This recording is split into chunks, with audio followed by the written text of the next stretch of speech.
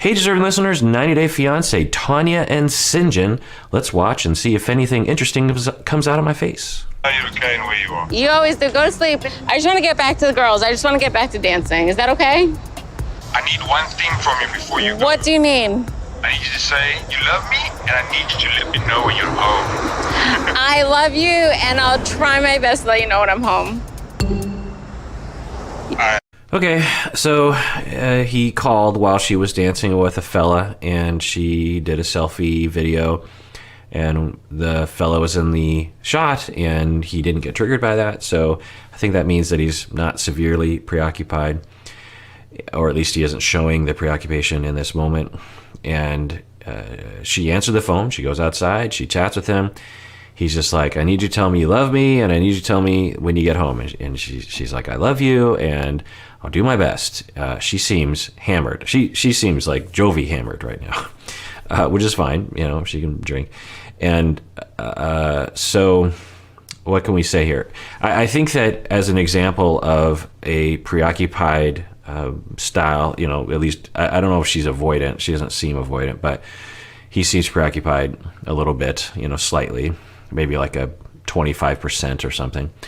And the way that they navigate it's going pretty well. You would hope that he would be okay with just giving her space, but you know, he's asking and she is responding. So, you know, that's a functional way of adapting. It doesn't feel at all like I'm asking too much from you. Babe, how many times do I call you when I go out? 0 out of 100 times. So I spoke too soon. He was saying, you know, instead of being like, okay, you know, that's good enough for me, he says, you know, I don't think it's that much to ask of you. It's like, let it go. You're not her father. You know what I mean? Now, it'd be okay for him to say, if you don't call me when you get home tonight, I'm going to be up all night worrying, which is not on you. It's nothing. This is me. This is my anxiety. So if you could please call me or text me that you got home safe, that would really help me out. That would be fine. She could still say, I'll do my best, but to say, no, you will call me, you must call me, that is not fair in my book. You already know I'm not great at that. So why do you always get mad at me when I don't call you when I get home? Because I never call you when I get home. I don't. And now we're starting to maybe see some Biniam in her, in that she might, I mean, we don't know, but there seems like maybe there's a sign there that she purposefully doesn't call him because she's trying to passive aggressively send a message that she doesn't want to participate in that kind of dynamic. Instead of saying, honey, I'll call you when I get, or at another time, she'd be like, so when you tell me to call you when I get home, it just feels like it's very claustrophobic to me. And so I'll call you, but I'll tell you that I feel pressured into it and I don't want to do that. And so instead of saying that, some people will just like passive aggressively not call as a message of like, you can't control me. When it doesn't help, it just triggers the other person, as we see with Ari and Biniam. I'm not in a strange country. Okay. And so you can't be selfish and just pass out and think everything's okay. One, it's not selfish of me if I pass out. I'm not like, Syngin, I'm gonna pass out, so I don't give a about him. It's not how that goes. And I've yet to give you a reason that I'm not gonna get home safe, so let's not. I mean, I will say that it's rational for anyone to be like, oh my God, you are hammered and you're in Costa Rica or you're in a place that you're not that familiar with. So I'm concerned about you. You're a woman in a foreign country. You are hammered, presumably with other hammered women. I don't know that, but you know, seems possible. So yeah, could you call me when can you make sure you don't because the other thing is like, look, and she's Jovi drunk, and she's like, look, you know, I might just pass out and not be able to call you. I don't think that's going to reassure anyone. Like, I'm going to be so drunk that I'm not even going to be able to call you. Like, now, maybe for her, she's like, look, my peeps got my back. I know I'm right down the street from our apartment. It's a secure place. You know, maybe she knows. Maybe they have a designated, you know, driver, so to speak. But if she doesn't say anything like that, he is absolutely rational to be concerned about her safety right now. I've literally given you no reason to stress. None. You want to stress, that's on yourself. Listen, you can help me by just telling me you're home, then I don't have to be here on my self. Good thing with phones is I can schedule messages. Okay. So I'm not saying that he's justified in demanding things from her. That's not justified, but for him to be concerned is justified. And for her to say, you have nothing to worry about, unless she can demonstrate to him, look, you have nothing to worry about because I have put these following measures in. Most notably, there's a sober person in our group who absolutely will not let me out of their sight. Because unless there's something along those lines, like anywhere in the world, there's a safety issue. So, but, you know, it's interesting to see this dynamic. I mean, I'll again, to contrast with Ari and Biniam, this isn't in that category, right? Like, we imagine they'll recover the next day on this. Yeah, that's just irritating, you know? I don't like it. Syngin, you know how irritating it is? You're stressing already, and you just carry you're stressing. You actually do. Syngin, pause. But now I think enough was said, you know? So. All right, bye. I mean, I will say that he had a little bit of differentiation in there, that he was focusing on his anxieties. Like, you're stressing me out. You know, he's expressing that. That's good, but then this entitlement and demand that she absolutely, you know, I'm trying to think what I would do in a situation like this. I guess I don't think I've been in a situation like this, but if I were, I think I'd be like, you know, I'd try to be differentiated. I probably wouldn't be, and all, you know, just so you know, like, when I talk about differentiation and, you know, being healthy and speaking from your emotions, I'm probably good at that about like 35% of the time, maybe less. So if you're thinking that, you know, when you don't do that, when you don't manage, that somehow you're not healthy or you're something insufficient about you, no. The people that I treat, and, you know, I've given that a lot of thought in terms of, I look around me in terms of the people that I know well, people in my life. And if you can be healthy like 33%, a third of the time, then you're doing amazing stuff. Like, you're top of the tops in terms of maturity and differentiation and health, meaning that you're probably coming from an undifferentiated, unfair place. It depends on how unfair, right? If you're just completely, you know, off the cliff when you are not differentiated, then you could obviously do a lot of damage. But if you're, you know, managing to succeed a third of the time, then you're doing a lot of great work. And because the other thing is, when you're in a relationship and you screw up a couple times, but then you deliver on a third time, the other person goes, oh, you know, those other two, especially if you say, I'm sorry I screwed up for those other 2 times, and here's me being, you know, nice and healthy and differentiated, owning my own feelings and knowing myself and communicating in a healthy way. It really can make up for those other 2 times, you know? Anyway, so what am I saying? I'm saying that I'm a little worried about this dynamic, but it doesn't look that bad. Been with Syngin for too long for this bull. Like, you already know what it is. I love you. I meet your needs as best as I can. I can't meet them all the way, as he's not meeting my needs all the way. Like, compromise. Just need a little bit more breathing room.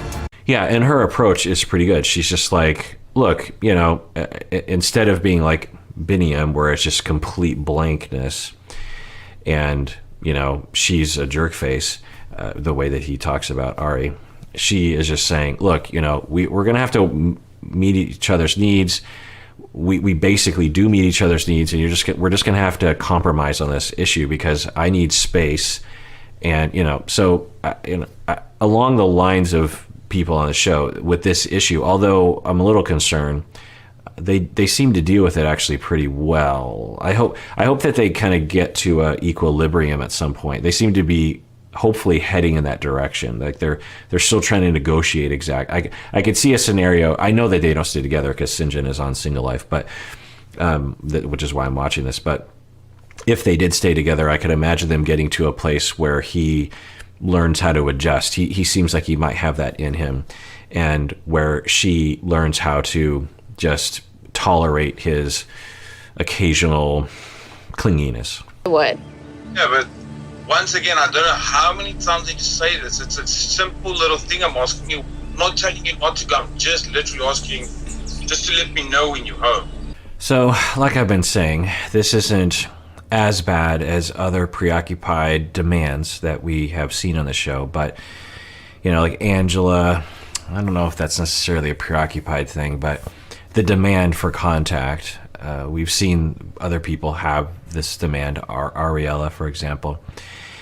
And he's not the worst on this show, but it's escalating. And she's doing a great job, and she made a great point. I don't know if I showed this, but she says, look, you can't get mad at me because I didn't agree to call you. I told you that I wasn't sure if I was going to be able to call you when I got home. I didn't lie to you, which is different than what Biniam does, which is he'll say, yeah, I promise. I'll answer the phone. I'll never turn it on airplane mode. And then he does again because he isn't differentiated enough to know I probably am not going to do that. So I probably should tell her now. He just, kicks the issue kicks the can down the road. But she doesn't. Tania says in the moment, okay, you're asking me to call you later, but I don't know if I'm going to want to because I'm busy. I like my own space. She's just owning that and saying, I'm not going to lie to you by saying I'm going to call you later. But he's starting to escalate in terms of his issue. Now, maybe it's because they're separated for a month and he's bored out of his mind in this cabin, this shed that he doesn't have any friends. Maybe it'd be different otherwise. But I'm a little concerned about his level of demand. That's all. You keep asking me for more commitment than I can give. Like, I just feel like I've came here all this way. I completely changed my whole life around. Yeah, in some instances that argument makes sense, but a lot of people on the show will make that argument. Like, you owe me, I've changed, you owe me. And she's like, look, we talk all the time, but I'm busy and I kind of want my space. I don't owe you.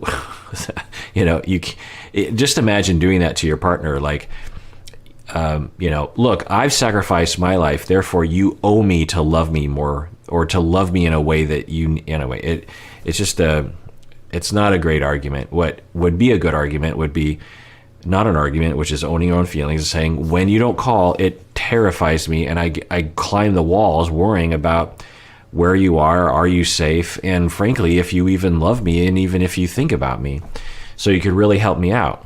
Now, she could still say, I want space, but that way of phrasing it is owning your own feelings and not blaming her. He's blaming her. He's saying there's something wrong with you. You have not really changed much about your life at all.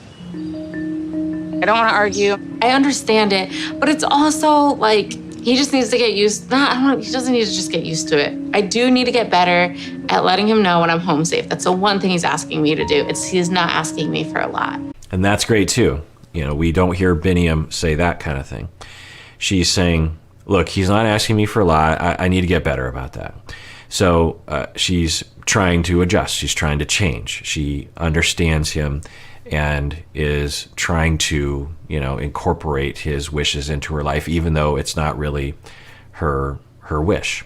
So there's a lot of good signs here. But I also need him not to get so nervous and worked up and call me so much. Do you want a boyfriend who doesn't care if you make it home? Because I know you're independent, you're a strong woman, you do your thing, you've traveled. Yeah, you're not my father. You're not my father. Yes, I love that you care. I want you to care for you. That's the way. So he's saying, do you want a boyfriend who doesn't care? It's not caring what we're talking about. It's respect and also understanding that she has a different style, and the preoccupied people in the world have a really hard time with this. And I've talked with a lot of preoccupied people. Some people, when you're not around, they still love you and they still want to be with you, and they are 100%, you know, to you preoccupied people that are, I know some of you identify that way. Your partner, when they're away, if you're in a good enough relationship, when your partner is away from you, they still love you. They want to be with you. They're in, 99.9% of the time, they're not cheating. They're high likelihood they're not cheating on you. They're thinking about you kind of, but maybe not a lot. But that doesn't mean they don't love you. They just don't operate like you do. They're not hyper vigilant about closeness. When they go to work, they might actually go 8 hours and not even think about you. But that doesn't mean they don't love you. It doesn't mean that they aren't 100% dedicated to you. That is a mind screw to the preoccupied person. They're like, wait, so when you go to work and you're gone for 10 hours, you don't think about me at all? You don't worry about me? You don't want to reach out to me? You're just like doing other things? To the preoccupied person, it's just like, that doesn't make any, that does not compute. If you are truly like that, that means you don't love me. If I'm not on your mind, 24/7, then that means you don't really love me. And because to the preoccupied person, they equate hypervigilance with love. Hypervigilance is not love. Hypervigilance is fear, is terror, is anxiety. It's, desperation. Desperation is not love. Love is, I love you. I want to be with you. And I have other things in my life. It's balance. So she's doing pretty well with this, and he's not. I hope this doesn't escalate. I hope and maybe when they're together, when she goes back home, he'll be able to rein it back in. I love that you care, but it turns into a fatherly way sometimes. Like, you have to have that trust. Yes, I'm independent. I travel. I like to go out. I like to have fun. I don't like to have to check in with someone all the time. I don't accept that. I don't accept that, he says. That's an interesting entitlement that he has. I will say that it's an interesting dynamic that I don't think we've seen on the show, where we have what seems to be an over-functioning person and then a preoccupied person together. It's not a common configuration that I see, but it seems to be happening here. I feel like I need more than that, And I can't. I feel like I can't give you everything that you need. And then, of course, you could imagine from Tania's perspective that she doesn't want to talk to him at all, because whenever they do talk, he's just complaining the entire time about the fact that she doesn't call. We saw this with Ari and Biniam. And, you could just imagine that this isn't helping, and if the one time you talk to her, you're just arguing about the fact that she never talks to you, are you getting your needs met? Syngin needs a lot of my attention. And it's something we're trying to work on, because I'm not used to, and I don't like giving a lot of attention, and he needs a lot of attention. So it's like, how do we both find this ground that we're both happy and comfortable with? Now, there's a chance that he has a dependent streak, which would, be a good match for a codependent person. Dependent people have a schema of that they can't do things on their own and that they need other people. Although he seems fairly independent, but maybe he's emotionally dependent. I don't know. Let's keep an eye on that as we move forward. It's like we can't really come to a conclusion right now, so we just have to pick it up when you get back. Okay. Bye. Bye, babe. We're about like halfway through this 90-day process, And it just looks like we continue to keep having more problems. like, am I on the... All right, well, that is it for that episode of Psychology in Seattle. Everyone out there, please take care of yourself, because you deserve it. You really, really do.